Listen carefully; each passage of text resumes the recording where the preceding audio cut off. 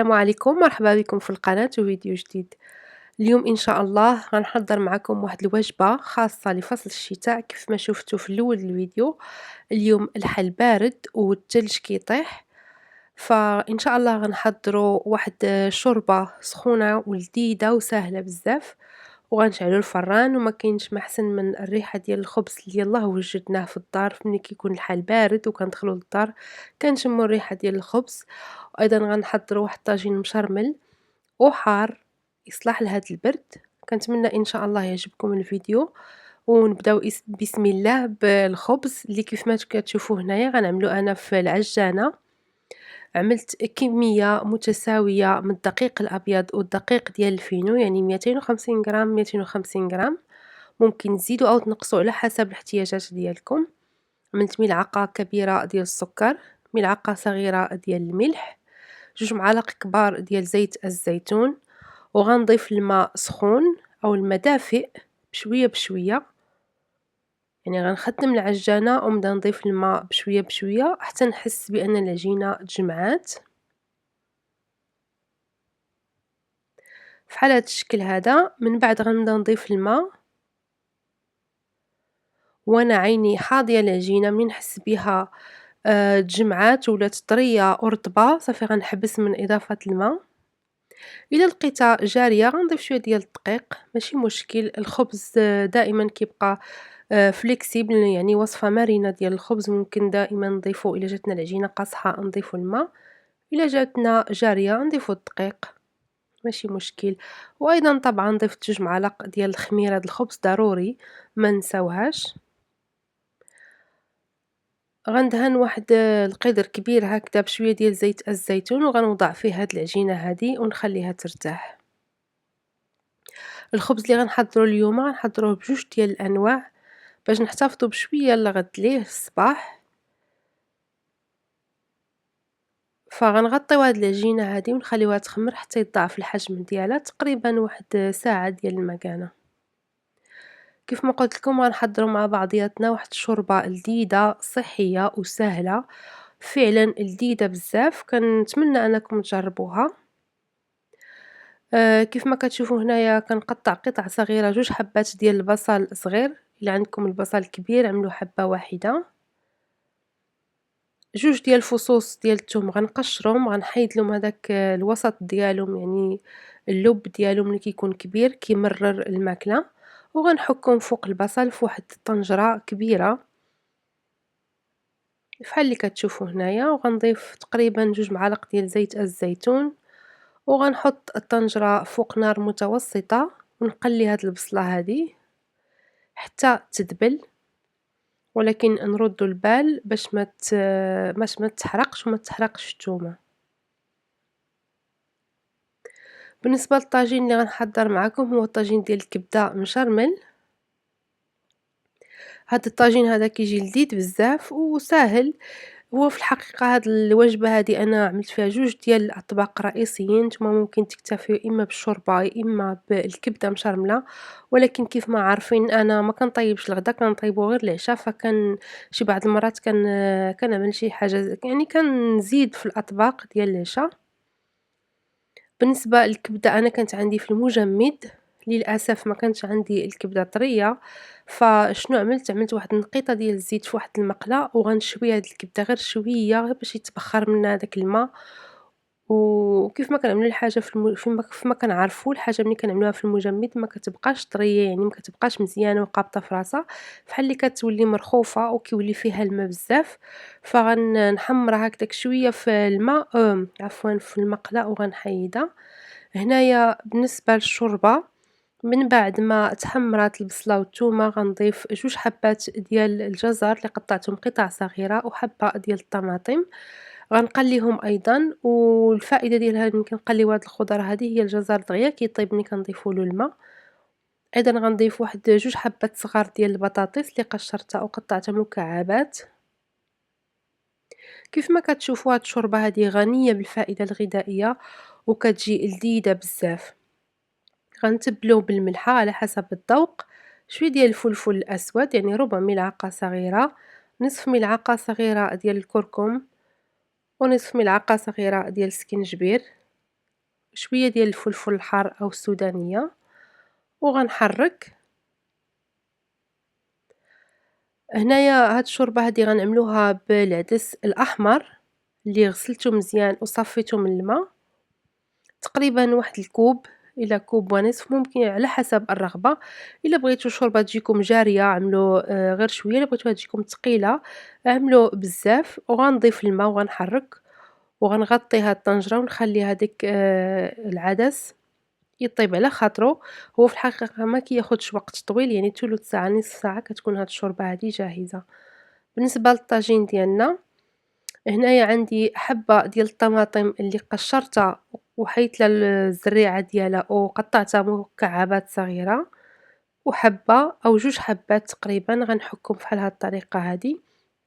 ملي كنحكو مطيشة فحال هكدا كتعوض لنا الصلصة ديال الطماطم اللي كنضيفو. أنا دائمًا كنقول الطواجن اللي فحال هكدا مشرملين أحسن أننا نستعملو مطيشة طرية فقط باش كتجي لذيذة. إلا استعملنا مطيشة ديال الحك أو الصلصة ديال الطماطم المعلبة ما كيجيش لذيذ هاد الطاجين هذا. حكيت فوق منه تقريبًا 3 ديال الفصوص ديال الثوم، غنتبل بشوية ديال الملحة، شوية ديال الفلفل الأسود، شوية ديال الكمون، يعني تقريبًا على حسب. إلا كان الكمون قوي كنعملو غير ربع ملعقة، إلا كان شوية هكدا بارد يعني في بعض الأحيان ما كنلقاوش داك الشي طري بزاف كنعملو نصف ملعقة صغيرة. عملت شوية ديال السودانية والتحميرة طبعًا أو البابريكا تقريبًا ملعقة كبيرة، وزيت الزيتون شي 3 ديال المعالق كبار. زيت الزيتون كتلذّذ بزاف هاد الطواجن هادو وضرورية. إلا كان بالإمكان نستعملوا فقط زيت الزيتون ونستغنوا على زيت المائدة في الحاجات اللي طايبين فحال هكذا. غنحرّك وطبعًا زدت تقريبًا ملعقة كبيرة د القزبور المعدنوس أو الربيع مشلّط، وغنرُد هاد الطاجين فوق نار مهيلة حتى يتبخر الماء تمامًا ونحصلوا على واحد الصلصة اللي كتكون متبّلة زوينة بزاف يعني لذيذة. هنا الكبدة من بعد ما شويتها خليتها حتى بردات وغنقطعها هكدا بالطول، ممكن تقطعوها أيضًا مكعبات صغيرة. أنا غنخليها بحال هاد الطريقة هادي غير باش نبدل شوية من الشكل الاعتيادي. من بعد ما كتفور هاديك الشوربة غنحيد منها هداك الفوم اللي كيتكون الفوق، الكشكوشة كنقولوا لها حنا الكشكوشة، نحيدها غير بشوية. وغنضيف تقريبًا شي ملعقة كبيرة ديال الربيع أو القزبور المعدنوس، وكيف ما كتشوفوا الطماطم ديالنا كيتشحروا غنخليوها حتى تشحر ولكن ماشي حتى تنشف بزاف، بقى فيها شوية ديال الما. كيف ما لاحظتوا أنا ما صفيتهاش من الما ديال الطماطم لأنني بغيت يبقى شوية ديال الماء في هاديك الطاجين، لأننا عاد غنزيدوا له الكبدة، والكبدة خصها شوية ديال الوقت باش طيب. هادي العجينة ديالنا ضاعف الحجم ديالها غنضغطوا عليها بشوية باش نتخلصوا من الهواء اللي كيتكون في الداخل ديالها. غنرشوا شوية ديال السميدة فوق سطح العمل، غنقسموا العجينة على 2، كل نصف ديال العجينة غنحضروا به نوع من الخبز. هو نوع واحد غير واحد غنطيبوه في المقلة والنصف الآخر غنطيبوه في الفران باش ما نحسوش بأننا كناكلو نفس الحاجة دائمًا. نصف العجين كيف ما دائمًا غنقسموه على 2 ومن بعد كل نصف غنقسموه على 2 باش نحصلوا على 4 ديال الكرات غنطيبوهم فوق المقلة، و4 د الكرات إن شاء الله غنطيبوهم في الفران. وجدت أنا واحد الوصلة أو واحد القطعة خشبية غطيتها بواحد الثوب قماش خاص بالخبز، وغنبدا نطلق في هاد الخبيزات هادو. بالنسبة للخبز ديال المقلة غنحطو فوق هاديك الوصلة ديال الوصلة ديال الخشب عفوًا، واللي غندخلهم الفران مباشرة غنحطهم في واحد الصينية اللي غندخلهم فيها الفران اللي غطيتها بورق الطبخ.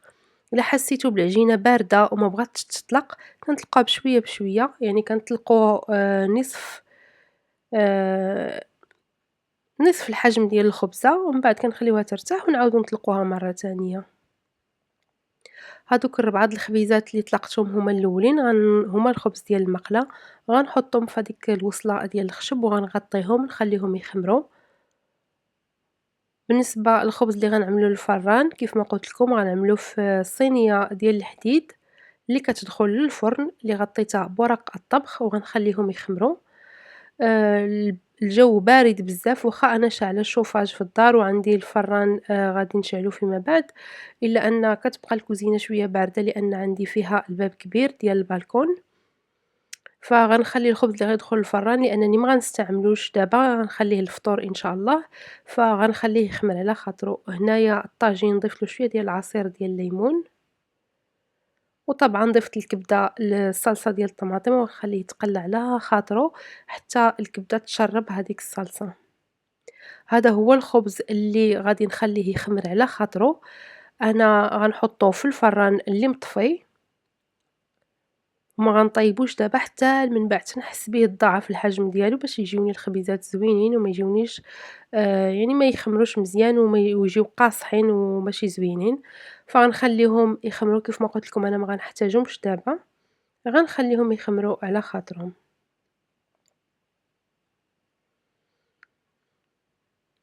غنفلحوهم هكذا في النصف ومن بعد على 4، وغندخلهم الفران اللي كيما قلت لكم مطفي باش يخمروا على راحتهم حتى لمورا العشاء إن شاء الله. عاد نشعل الفران ونطيبهم.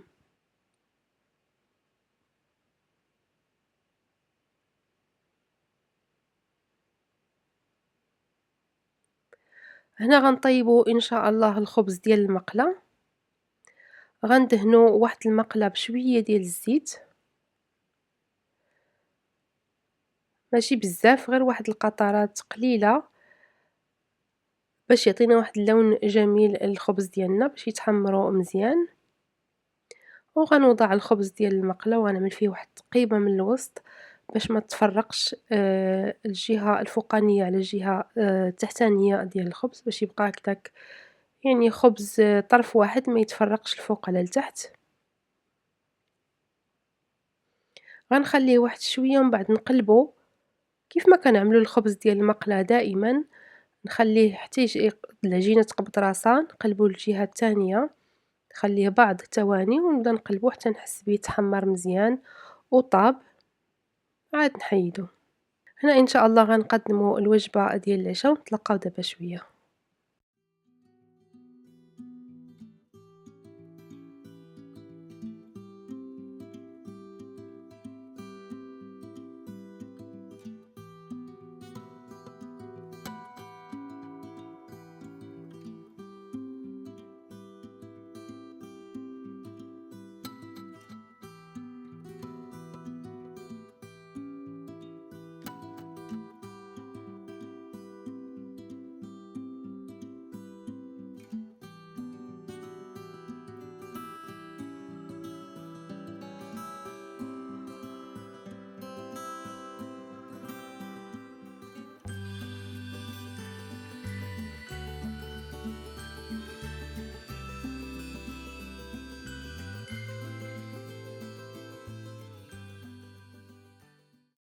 وكان هذا هو العشاء ديالنا، الخبز ديال المقلة، طاجين الكبدة المشرمل اللي في الأخير ضفت له شوية ديال زيت الزيتون المنسم بالثوم اللي كنت حضرت معكم، والشوربة ديال العدس الأحمر اللي جات لذيذة بزاف.